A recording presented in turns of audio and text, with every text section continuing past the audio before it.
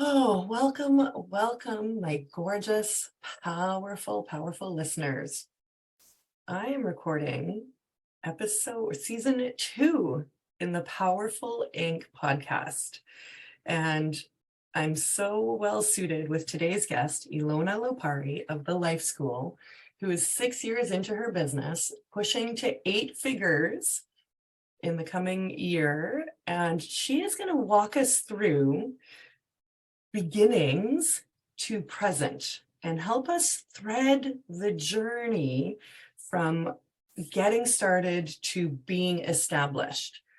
Elona left a very successful corporate career because she needed to express her soul in the world. And we all know that story very well. And so she was able to quite easily transfer her existing skill set into business. But with that came more personal development and new creative ways of establishing her brand online and leveraging the power of online in and out of social media marketing to really be known for what she does. And so she's now coaching 6 and 7 figure entrepreneurs, has a coaching program and serves corporate clients. So she's got a very robust portfolio and is a deep visionary who can see where she wants to end up and take actions along the way to bring it into reality. So welcome to the show, Elona. I'm so excited to open season 2 with you and to give us the, behind the scenes, tangible strategies and ideas and actions for us to really grow with our business. Yeah, thank you so much, Mia, for having me as part of your show. I love the introduction, and the most important part is that it came from your soul, it came from your heart. I'm always about that.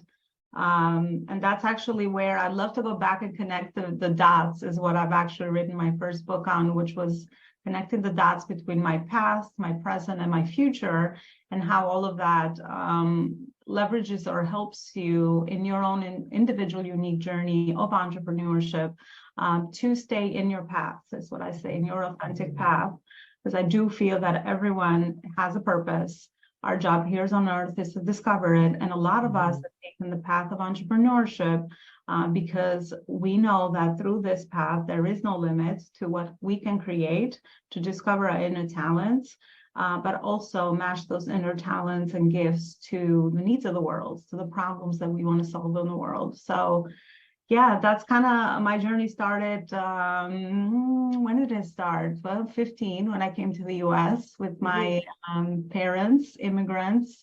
I've seen, I've seen them struggle through. I was the oldest child. I'm a first generation immigrant now, obviously.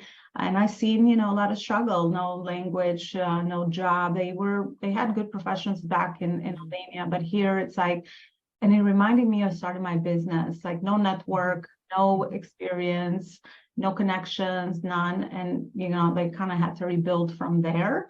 And I had to grow up very fast. At 15, I got my first job. I had to be a contributor. Right. So I feel like I was like an old soul at 15. Yeah. And I had to just kind of wrap up. And ever since, I just been solving problems for my family, paying bills, translating, doing all the things, because the more you do, the more people start to rely on you. And my parents started relying on me, and I started getting praised for my problem solving abilities. Mm-hmm. So that's where the birth of being an overachiever really started. Mm-hmm. And that was good for many years. I kind of climbed the corporate ladder. I got married, I had my 2 kids early and all of that, because culture-wise, that was kind of the standard of society, like what my parents wanted from me. Like, I brought you to this country, you have to be successful in your career, and you also, grow a family, right? Yeah. Mm-hmm. So been there, done that, until the conflict came into, I'm like, wait, I've been living someone else's like definition of my life, because even though on the outside I looked like I had it all, and I did. Mm-hmm. I had a good salary, I was climbing a corporate ladder. Now I realize I was successful there because I'm an entrepreneur by spirit. My dad was connecting back a lot of his business ventures. So I think a lot of things are generationals also, like you Yes. just have it in you. Mhm. But that's kind of how I discovered, went into this soul searching path of figuring out. And what happened is that the journey kind of closed off, right? The universe, whatever people want to believe in, kind of closed those doors. The company was purchased by another company. So I had to like figure out like, what is my, the next thing in my path. All I knew is that corporate environment for so many years. So that's how I started kind of exploring entrepreneurship, because I knew I had a lot of experience. But of course I was so scared. Like I didn't know where to start. Like I didn't know, what the market was going to look like, what I was going to offer, who I was going to help, the security I was going to let go, my 401k, my health, my kids were still small. So there's a lot of that noise in the background. But one thing that always stood out for me was my inner voice that kept telling me you're meant for something bigger. And every time I would listen, and at that time I started meditating as one of a really important tool, because I had a lot of anxiety. Because obviously I was out of alignment. Now I know if there's like outside signs showing up, bodily, physically, and all of that, it's because I was out of alignment. I didn't know that at that time. I just knew I wasn't feeling happy. So a lot of that, started happening. Every time I would sit with myself, that's kind of what I would hear. So yeah, one thing led to another. I started doing executive coaching because that was just the most natural. That's like one message that I want to leave for your audience, like especially if they're at the beginning of their business. Start with what you know. Start with what you have. That's not going to be your final destination. I did not know that at the time. I was like so perfectionistically trying to figure out the one thing I needed to do next, like as if it was going to be the end all be all of my journey.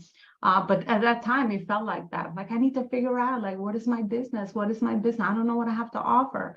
I know a lot of stuff, but I don't know how to package it all, how to monetize yourself, right? Because it's different to show up in a job and deliver the work that's there. And in most or some jobs, the work is created for you. But when you're running your own business, you have to create that work. And, coming from corporate and in the striving, almost the chasing energy, we're in a very masculine energy.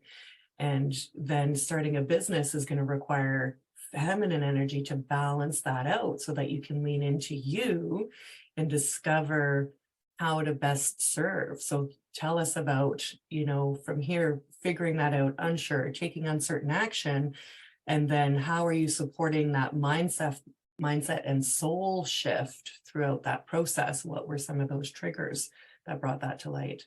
Yeah, great redirection there with the energy. I felt that because, again, I've only known the structure was laid out for me. So I was kind of like someone that just fit in there, and I did what I had to do, and I performed, and I got results, and I got promoted, and I got rewarded for them. That's kind of what that was. But when I came out on my own, I was doing the same thing because I was so used to those habits. I would expect results right away. I didn't even know what it means to grow a business. I'm like, well, why am I not getting the first client? Well, I was doing, live networking. I was just going out, like trying to put myself there. I just didn't know what I didn't know. It was like a whole big world. Yes, I had experience, but there was so much more I didn't know, right, as an entrepreneur. And that's actually what I started to work more towards with my inner intuition, with journaling, with sitting by myself, trying to, connect the dots intuitively on my own as I was trying to figure out, okay, what is the next step? Like, what community should I be part of? Like, how do I start, showing up myself for people to know me? I started learning about branding. I started learning, about marketing. And a lot of these things, again, were concepts that were repeated to me, but doing it for myself was a whole different thing. So that's kind of where, the intuitive side of me, I started leaning more towards that. And I started, becoming more aware around like what is my gut is telling me? Like, what is the next right step for me to take right now? At the beginning, there was so much of that. Yeah. And there's so much uncertainty. Every day I was doubting. Every day I wanted to quit. Every day I want to go back to safety. I want to go back another 9 to 5. My brain's always taking me to like, well, you already experienced, just fix your resume, just get another job. You're very qualified. You could just do it. But then this other conflict of me, the inner voice of entrepreneurship, is like, no, you got to explore this area, because if you're feeling pulled towards it, and I started to get some traction, some from my first couple of clients and all of that at the beginning. So then I started seeing some evidence for it. And then I started to see the vision that, wait a minute, with this thing, I can create my own thing and I can work on meaningful work. Because one thing about me, I've always been a person that always wants to know what is the why, what am I working towards? Yes. If I don't understand the why behind my actions, I'm just not going to be motivated. Even, you know, with the company I was pretty lucky because their culture was really healthy for many years. And I learned a lot of leadership there. I learned a lot of things that serve me really well today. So I learned that even there, I always wanted to be that person that worked towards a bigger thing that goes beyond me, so that I could feel fulfilled. Like I kind of knew the secret to fulfillment at that point and how it was always going to be connected with helping others. I just, again, did not know what form that was going to take. But that's sort of what, you know, what happened slowly but surely, kind of taking the next step, connecting one dot, hiring a mentor. I mean, that was my big investment that I made in myself and the business, which helped me. And that was a high level mentor. That's why I'm attracted to like high level, sort of like give me all the information and I'm going to piece it all together. And I'm going to just, you know, take the right step intuitively and build on that. I've always been like that kind of person, which is why that's kind of what I offer today, because it's just natural to me. And that's kind of how I operate too. I guess I always knew like I was a vision person. Like I wanted to always a big corporation. And I found my company as a corporation. I knew I never wanted to stay as a solopreneur, but of course I had a lot of insecurity around what that was going to look like. Because, you know, I'm not afraid of leadership and all that. I mean, I've already worked with so many people. I've always got used to working with people. And at the beginning of my journey, being a solopreneur, I had to wear all the hats. I'm like, where's all the people that should be supporting me? It was hard for me to transition from leadership and leading teams to me on my own, trying to figure it all out. And do it all. Like my beginning. And do it all and learn it all and do all the things, marketing, my sales, right? And being a mom and a wife, right? Because your children were young at this point and now you're working from home. So maybe you're still taking them to daycare, but you have more schedule flexibility and their demands and different things. So it's a big balance. And, you know, trying to stretch yourself into the next level version who can carry all of that. Yeah, definitely a lot of value alignment. A lot of like, one other thing that I could share with your audience is I had to realign my values, the things that I thought were important before that was supporting that lifestyle. Completely shifted from what was important to me being an entrepreneur.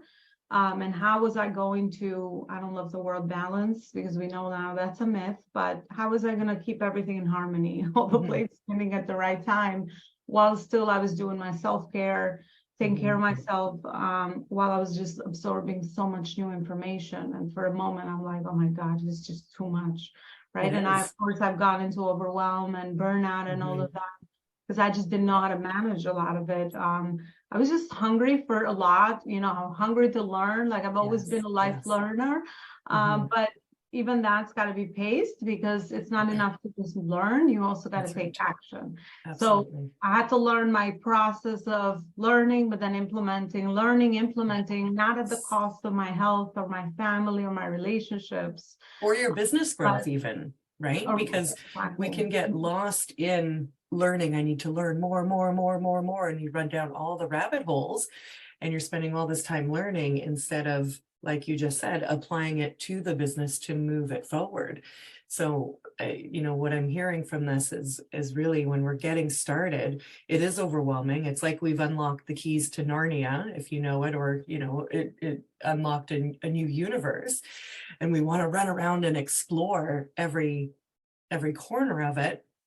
But we have to learn to pace ourselves and to set some boundaries with ourselves so that we can not get confused with being an entrepreneur and thinking that that's all about the learning of things. It's actually about the taking of action with what you know, and then experimenting with that, and then learning a little more and continuing to go. So from where you are now to the beginning, you had mentioned that you started off with some executive client coaching. And so talk us through a little bit of how your program offering grew into the vision of the corporation that you wanted to have. Yeah, so that was my beginning journey, offering, we're helping women in executive positions with executive coaching. And then I still felt that kept me in the corporate environment. And I was just that rebellious child that just wanted to get out. And I wanted to see what the rest of the world was like. So I leveraged my human resource experience of many years in that company to offer career coaching for women, helping them grow into leadership positions. So I did that for a little bit, but then again, still out of alignment. I'm like, no, what was I really good at? So I kept intuitively leaning into business. I'm very strong in the business world, and I have a very strong business mind, and it's just how my brain is wired. So figuring out also where I was the most gifted is what led me to business strategy, business coaching, business consulting now with work with organizations. So that's what I did. I helped entrepreneurs with my framework now, which is obviously more cleaned up over the years. I started helping them to grow their business. So anything from mindset, branding, marketing, sales and systems. And over time, I tweaked my process, obviously, to understand, what are the fundamentals of every business? And that's kind of where I came up with my, what I teach now to entrepreneurs and corporations, which is every business needs mindset, vision, mission, long-term, where are we going as a company? And of course, a lot of overcoming of the mindset blocks and all of that. So mindset, branding, we all have to learn how to position ourselves, right? In the market, in a career, wherever we are. I mean, I had the experience of both. So I knew positioning, authority building, understanding how to put yourself out there, build know, like, and trust, and all that stuff that we now know is part of your branding. And then the marketing side is, how do we now connect the dots with the people that find us in the attraction phase? How do we build know, like, and trust? And what is that journey, those touch points as human beings that we get to? We don't need to do anything. Everything we get to makes the impact we get to make. How is it that we can instill touch points in our business journey so that we build know, like, and trust with people? And when it comes to the sales process, it's already a very natural process because we have already built know, like, and trust. So it's just a meeting of the minds. You have a problem, I have a solution. So how is it that, I can help you at the next level as a client, right? So connecting the dots between all of that. And then what I realized, as you get in full capacity, you do all the marketing, sales, and the branding, which is always need to happen if you're growing a business, if your doors of the business are open. That's always going to happen. It's not one thing you do. Because a lot of people, I find that they, stop or struggle with that when you serve a lot of clients. They just rely on their clients and service delivery and referrals. Yeah, that's the main one, but that's very dangerous because if you want to keep growing, those pools can dry very fast and you can not have any new income coming in.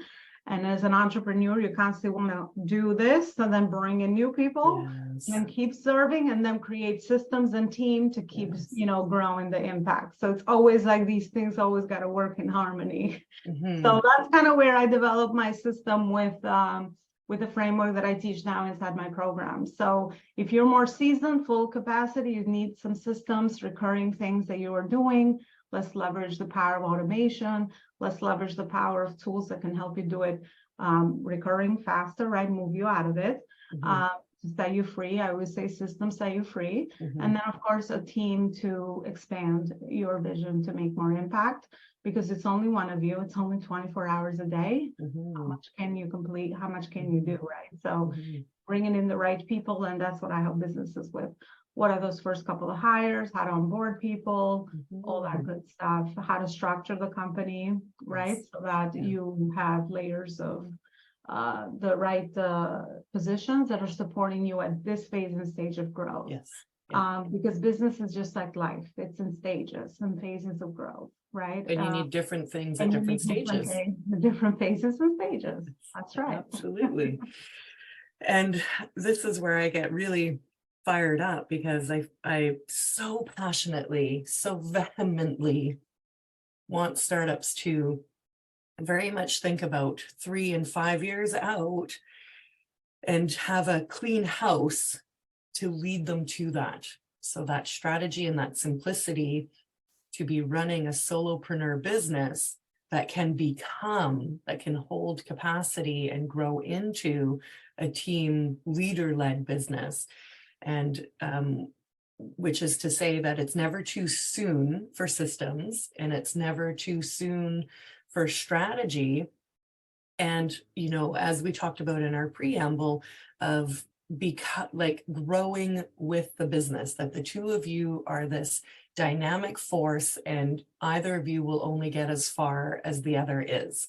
So you have to grow together and complement and have a bit of understanding that the business becomes its own living entity that's going to need specific type of care, and you're responsible for seeing that and bringing it in, while also taking care of yourself. So you're wearing these two hats of growing into the CEO you want to be, while growing a business, that will reach the mission that you have.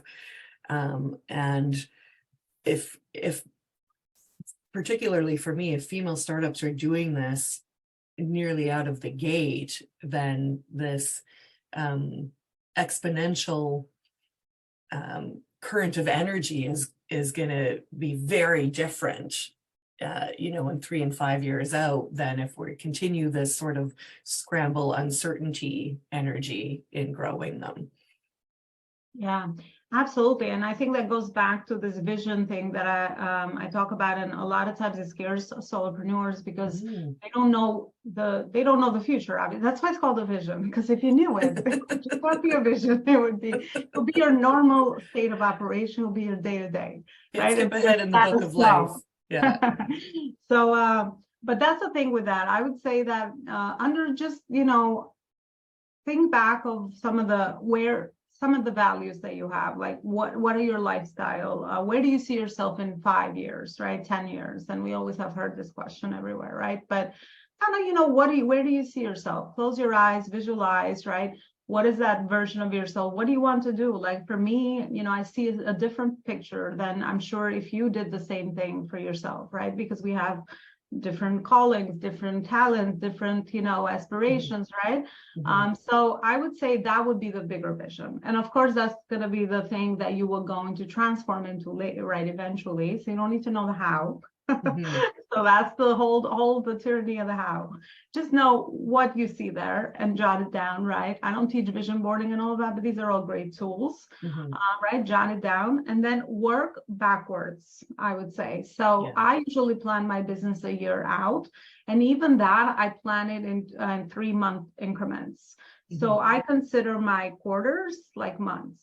Because even a year is just too far out, especially being in today's business world, virtual world. It just feels like there's always so much changes happening that if I'm planning for something that I want to do now, it's probably not the most important priority, like a year down the line. Right. So I've learned to I used to do that because I didn't know what I didn't know, but that's what I've learned now. So I just plan in 3-month increments and I consider that my year. So now we're going into April, May, June. Mhm, I did a lot of this with my clients as well. So we're just planning for quarter two, mhm, which we consider that year two in business, right? Year one was January through March, mhm. and now April through end of June, we're in quarter two. And now we're going to align our goals and our strategies or our tactics with, in these 3 months. And we just need to stay laser focused in these 3 months. That's right. And then at the end, we do plan, do review, right? A Mhm, lot of people are mhm. missing this part. Yeah. Because, we just do, busy, especially women, Mhm.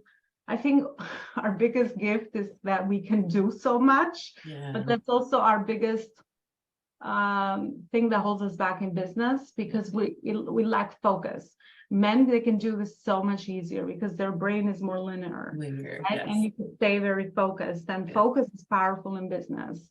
The more you kind of just diluting your energy, the Mhm, more your mhm. results are being diluted. And of course, it's going to cost you in other ways, self-care, burnout, all that good stuff, which is not so. Yes, because then Um, you never clock yeah. out. And as a solopreneur, you feel like if you're not doing it, no one will. And at least I've been finding that, it's a very linear view of me looking for clients and, trying to fish them almost with one fishing rod.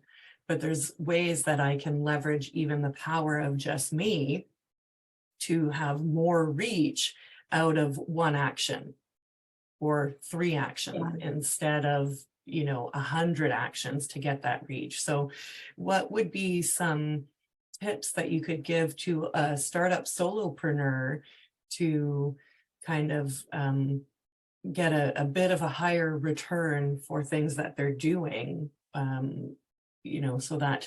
so that we can focus in and do things that really move the marker for us? Yeah, and that's actually what I was saying with the planning part. You need to Yeah, work on your business. So those times you yeah, work on your business. So then when you are in execution mode is what I call right. it, Yeah. right? Mhm. You're Yeah. doing the doing. Yeah.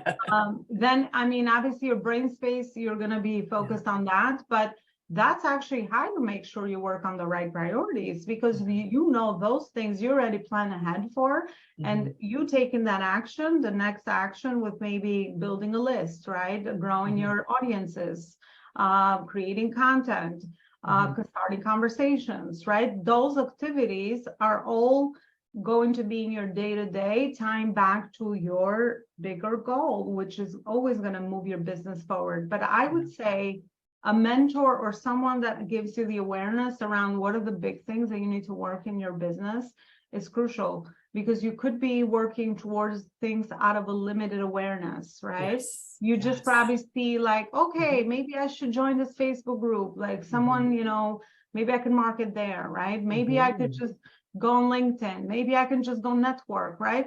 I mean, mhm. there's so many ways, but that's where you get in trouble, I think, if you don't have that bigger plan for yourself. And how does that, align in your day-to-day, so that you stay focused and intentional. That's one. The other one is you got to stay very disciplined.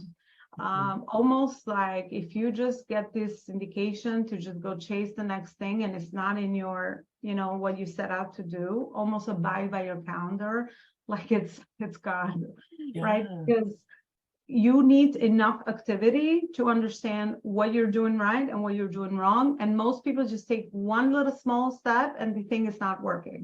Mhm, Right. And in business, you got to build, you got to put in the mhm. reps, you got to do it, you got to do it, you got Yes. to do it. And Mhm, then when you do it enough, you have enough information or feedback for plan, do review. But mhm, you got to go at it for a little bit. mhm. So don't be discouraged and give up very quick when maybe you are creating content and you don't get any traction on engagement. Content is not supposed to do anything, only warm up your audience. Mhm, Right? I mean, there's mhm. other marketing strategy. How are you starting conversations from your content? That's when the magic is. But so you have to understand how things connect. You have to have the big Yes. picture. This is what I feel in my industry, what's missing, which is what makes me very unique and different, I Mhm, feel. Right. And also my client results testimonies show for it, mhm. because I'm giving them the big vision, the big picture, And then everybody, I help them implement it all slowly. But once people understand that, okay, when I do this, this is supposed to lead me to that or to that and to that, now people can take more purposeful action. And it's always going to drive them to have a result, because they're working towards the right things. Like, you always got to build a brand. You always got to market. The size of your business, the size of your network. I mean, we've all have said, I mean, you've probably heard it in many different ways, right? So you understanding those big picture things helps you work so much more purposefully. Even I tell people, like my clients too, when we meet them again, I do private and we also do groups, a few other offers, but when I meet them again, I'm like, even if you worked on 1 to 2 very important priorities, you won the day. You don't have to do a million little busy work that means nothing at the end of the day. Like even for myself, because I don't always get all the stuff on my calendar, right? So then I have to go plan to review, reorganize my stuff, right? Do something about it. But in the moment, even if you work on 1 to 2 things that are moving the bigger needle forward, you won the day. You worked purposefully. You worked intentionally. So in that feminine energy, smart, right? That masculine doing with that feminine led vision and strategy, so that it actually makes sense. So this, I hope that the list I've picked up so much, and there's been quite a few Elona quotes that I'm just like, they're fantastic. And when you've said them, I really hope listeners have heard them, because you have an incredible and gentle way of reminding us to cut the noise and just get the shit done that needs to get done. Busyness is not business, and business really requires some very hard skills around it. It's not this like fluffy pink cloud that just floats around creating things. It's like a fitness plan that needs strength training by repetition. And that's how we develop habits, right? So that's how we become. That's when we hear about, and I always had a problem with this too. I didn't always connect, like there was gaps like between information and me really having this in my awareness. That's how we become the person. Because when you look back, I look back now at some things that used to freak me out like a year ago, or things that were not in my habits yet, muscle memory yet, that took me so much more effort to do them a year ago, but now they become second nature. And there's some basic skills in business that are always you're going to have them for life. I don't care what business you build. And that's what I'm proud to teach people, skills that you can build any business with. Once I give the foundation and the roadmap, you can build any business, because now you know how to do it. Right? So it's just like any other area of life. Once you understand how to do something through experience, you can go back and do it. Just repurposing it in different ways and looking at different patterns, and you just keep, recycle the same information and you just adapt it to that. It's not really, rocket science at the end of the day. So once you understand, but I'm a big person of skills, practice, putting in the reps, and understanding that you're investing in yourself. One of the biggest skills in business is learn how to articulate, communication, I would say, is number one, especially if you're a service provider. Everything is communication. Communication when you speak, communication with your clients, communication right here on this podcast, communication anywhere that you go. And I would say learn the how to network with people, how to have conversations, and how to intentionally connect with other human beings so that you can be of value. So then there will be a natural exchange of something, right? And that usually is in business, the value that you have to offer, where money is exchanged. That's really the definition of sales, because we could be exchanging other things. We can be exchanging information. We can be exchanging, contacts. We could be exchanging other things, right? But the definition of when we exchange a service for the bartering of money, That's what sales is always about. So I would say learn the skill of communication, and that really falls under your skills that you learn with your selling. You have to be a very authentic seller, but I don't even think I ever sell. I'm always serving. So learn how to do these things your own way. It's just skills that you're always going to have for life, because you're always going to work with other humans. And there's certain things that, you know, us as humans, we kind of do over and over. We just do it in different settings. So I would say that's the most powerful stuff. And everything is a practice. If you're not naturally talented in those areas, then beat at it with practice. The more you do it, if you want to grow your speaking, just speak. If you want to grow your writing, I'm working on that right now because it's not my natural. I just write anything, like whatever you want to improve, just do it. And the more you do it, it will become a muscle memory and a second nature. But we just have to be patient with the process. I think that's the most important part, because most people are like, it's not working. I don't see how. That's why one of the big things I do is always vision cast for people, because once they understand the bigger reason why, they will want to show up for their business, because they understand, if I show up on video, here's how it's helping me with all these other things.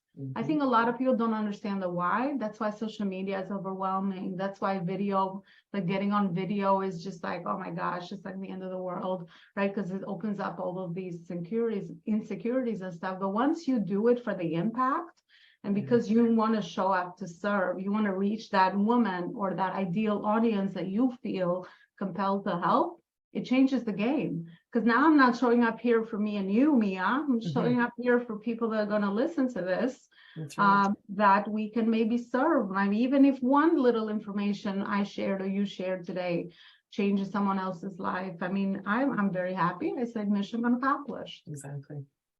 So connecting it to the bigger reason why you started your business, I think it's a big factor in that's missing for a lot of entrepreneurs.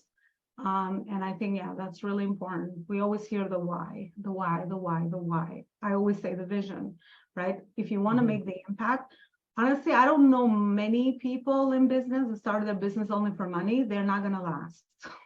That's not a goal to have. Maybe, even I thought money was very important, and I had to do a lot of money washing away a lot of that, of fear and all of that. But once people are aware, we understand that money is a byproduct. You can't lead with the money. You can't lead with that. I want to make the most amount of money. Now my goals are all impact driven. I used to plan always money goals and results. Like, get this many of my clients. I'm going to get this much sales. I don't do that anymore. Now it's impact. How many more people can I reach? Where are they? How can I reach them? Where do I need to focus on? So impact goals always lead you to money, and money is just a tool. And in the right hands, it will always, it just elevates who you really are. It doesn't change anything. So if you're already working on these things, if your heart is pure, your heart is there for the right reason, it will show up in everything you do. And money is just a tool that you will have to have more.